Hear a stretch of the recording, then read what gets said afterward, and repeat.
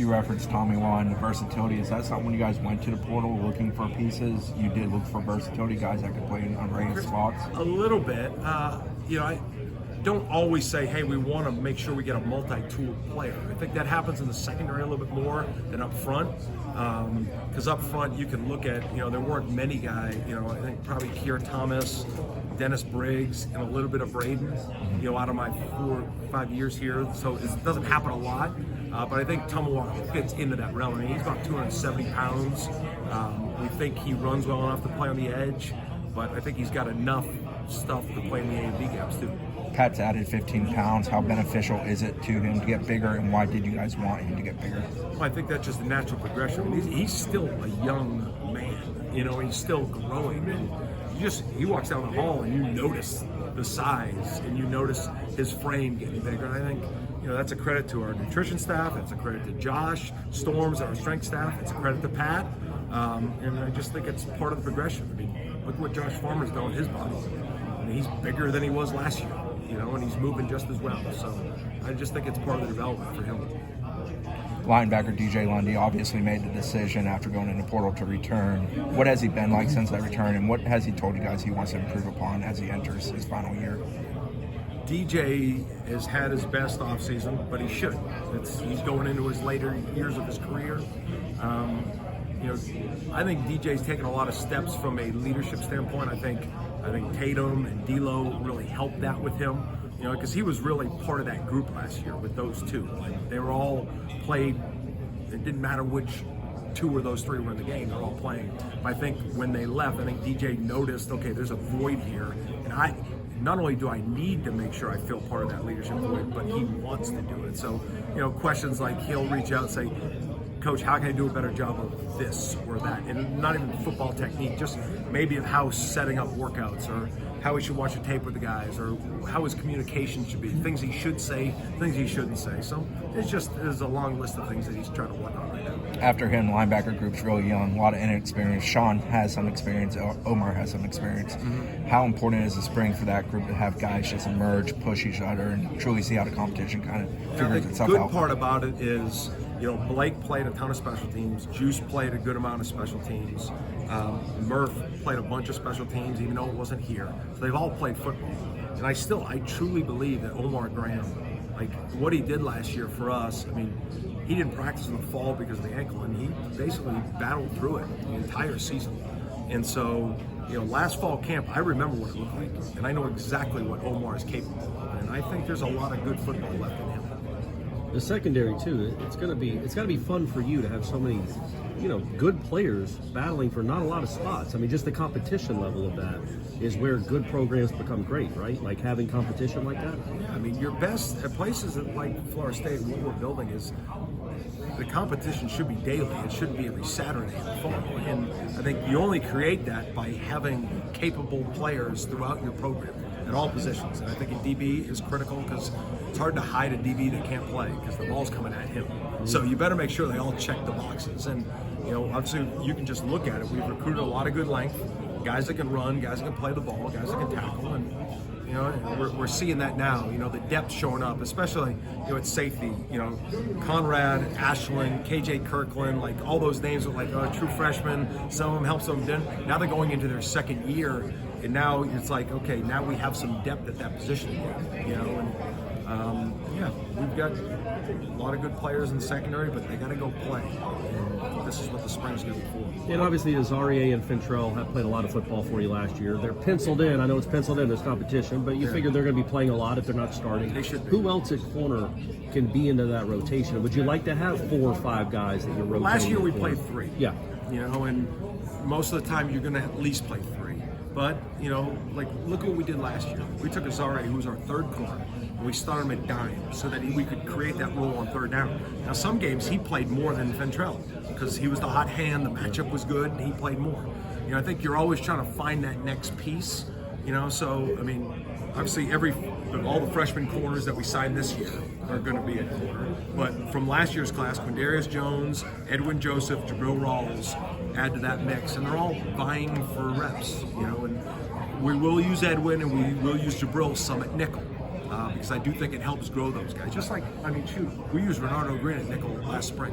He didn't play a rep of it in the fall, but it helped him when corners were over in some other packages, or you never know when those things could show up. I think it helped his development, and obviously look what it did for J-Dub. How do you see Earl Little fitting into the secondary going? We're going to start him the position he's going to work with immediately is going to be nickel. So that's what we see him playing. I think there is some multiplicity that he can add to it.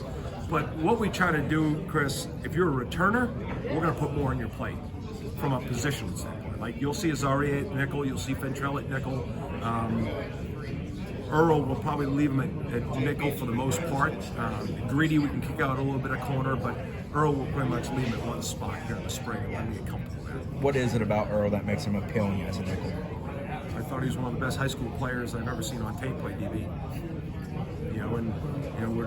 Obviously we got him from another school, but I also got his high school coach here too. So feel like I got really good insight, and I knew what my eval was out of high school when he was at Heritage, and I believe in my eval, and hired his high school coach too, who I believe in too, and he had some fill in the space information I needed too. So there was no hesitation on us taking out. I asked Mike this earlier. How gratifying was it, or rewarding, or whatever word you want to use, to what happened at the Combine in Indianapolis with the guys you coach, as a statement to how good the 2023 Florida State football team really was? Yeah, it was not surprising. I don't want to sound like over, but we're not preparing these guys to beat Georgia Tech. We're not preparing them to beat Florida. We're preparing them to be their very best in all ways when they're here and when they move on. And that investment is important to us. And when you see that start to show up, and then you see them coming in, and you got Jared and Jermaine sitting in my office this morning, and then you have Bernardo and J-Dub coming over, and all they want to do is talk to you. That's why you coach, to see them have that type of success. Thank you, buddy. Thank you, buddy. Thanks, Patrick. There's a lot of construction going on. What do you think, once these projects are done, with Doak and I think it's over there, the Dunlap Center, what's that going to do for this program? I mean, it shows investment, and I think anytime you're a player, or just even growing up, when you get new things, you create some pride in what's happening. I just think you never want the players to feel comfortable with where they're at. You always want to push them to be better. Well, we as coaches need to do that. We need to do it with our infrastructure. We need to do it with facilities. We need to do it with player development and all things. So it falls along the lines of always trying to improve. What's the next step for Patrick Payton? To be a dominant defensive end for every play that he's out there, and help affect each of his teammates in every possible way he can to become their best. Mike was talking a little bit about the retention of all assistant coaching staff. Just how important is it for you to be able to continue to work with the same coaches year after year for your defense? Yeah, I mean, I think we have the best defensive staff in the country, and just to be able to sit down, and sometimes change is good, but I think on the same standpoint, anytime you can create continuity, I think has its positives too, if you have the right people, because continuity could become stale. But if you can inspire and create thought-provoking conversations, and you're not just going through the process each day, and you're able to create different ways to think of things, and you're able to create different ideas within the same group, I think that's when it really grows on, and that's what we have. So that's why I'm excited that we have continuity. Yeah, you were talking a lot about the nickel position. I was going to bring up Greeting Vance as somebody who has played a lot of ball here, and he could probably step right up in, but it seems like you have a lot more options. I mean, Jarian was one of the best in the country last season. Just how good is it to have leadership already here in that position, but just to have that inflow of options? I mean, that's a starting position for us. I mean, that position is going to play 700 snaps, so it's important not to just have 1, 2, but 3 quality players in that position, because very rarely, I mean, just say token, that position can go play dime too, and then you're playing 150 snaps of that grouping. So you got to constantly build that depth, and Greedy's helped us there, Kevin's helped us there.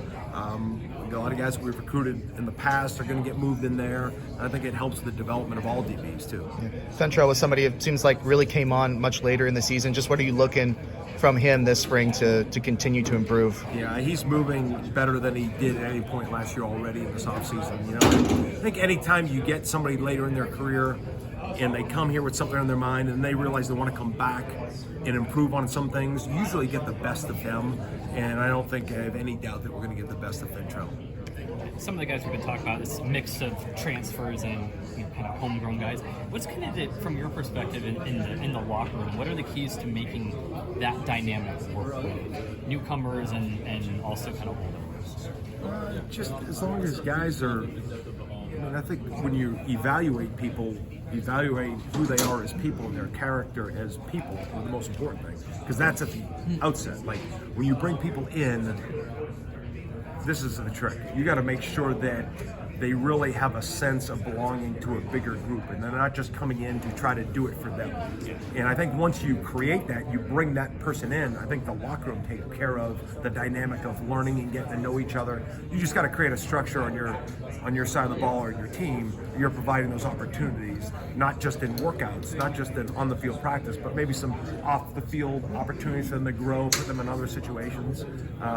But that's part of the dynamic of building the new team, and that'll be an important piece of this team. Yeah, so how do you judge, or how do you evaluate the person? If that question makes sense. I think we all have ways to do that personally, right? I mean, if you're hiring staff members or you're bringing in players, it's all the same. Like, you want to learn, you want to be around them, and then you have to have I don't think there's a magic question that you can ask and say, okay, it's a fit, it's not the fit. I think you got to work hard, you got to find out the background, you got to talk to the right people, you got to not talk to certain people because they may create biases, and you got to know what that process is going to look like for each person to make sure you're going through the right filter system. Daryl's been waiting a long time to play football here. I know he played in the Orange Bowl, but probably not the outing that he was hoping for there. Just the continued drive for him to be able to play on the field as Florida State. What are you looking for him? What are you looking to see from him this spring? Yeah, dominance.